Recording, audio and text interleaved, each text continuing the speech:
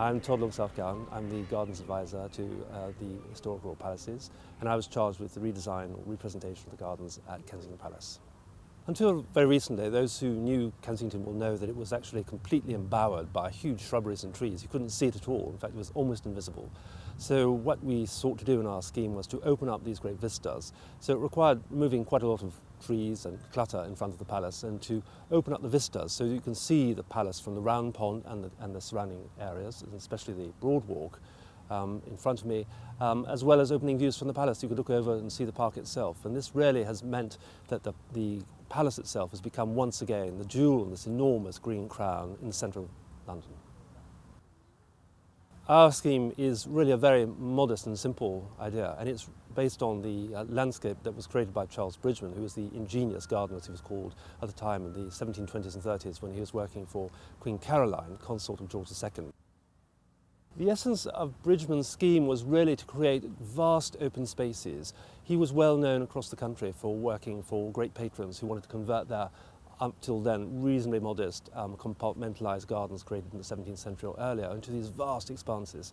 So what he did here, which was so characteristic of his work, was to expand the round pond, this sort of 1.5 or 2 acre pond, which had previously been the size of a suburban swimming pool and had been in fact a tortoise pond, and also opening up these great vistas in this, what they call a patte d'oie, or 3 spokes that form a goose foot into the surrounding landscape. And this was again calling in this great extensive landscape. Hi, I'm Graham Dillamore. I'm the Gardens and Estates Operations Manager for Historic Royal Palaces. Currently here at Kensington Palace, finishing this great project. Well, we're very near the end stage. We're at the nice stage. And we're, I think, probably 99% done now.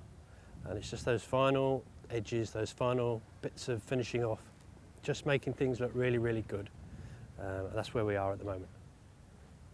Well, you know, engaging or reconnecting this palace with Kensington Gardens is such an important feature, an aspect of this whole project.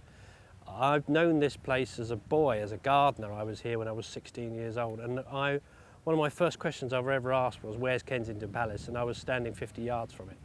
And to have that reconnection with Kensington Gardens behind me now, and the palace in this perfect setting, just brings everything into perfect harmony. And you can almost see the palace with a big smile on its face now as it sort of connects itself back into Kensington Gardens.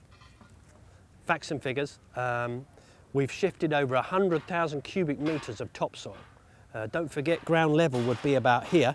That gives you an idea of kind of amount of soil that we've had to shift. We've used over 20 gardeners from Hampton Court Palace along with our Kensington Palace team. They've been here working, and that's something we're really proud of because we've used our own Historic Royal Palaces team. That's very good. We've got over 24 purpose-grown forms of topiary all through this garden. They've been imported from Holland. We've got over 3,000 square metres of turf. Overall, Historic Royal Palaces looks after about 10 acres here at Kensington Palace. We're going to open up a new third, if you like, to new visitors, giving much better access and giving it an easier access as well through to the palace. For the first time ever, we've been able to reveal Queen Victoria, who was the benefactor to the public. She opened the palace gardens to the public in the late 19th century, and it was she who in fact was born here and made the greatest contribution to the landscape. It really does ennoble her for the very first time, and I'm sure her great-great-great-granddaughter will be very happy with that.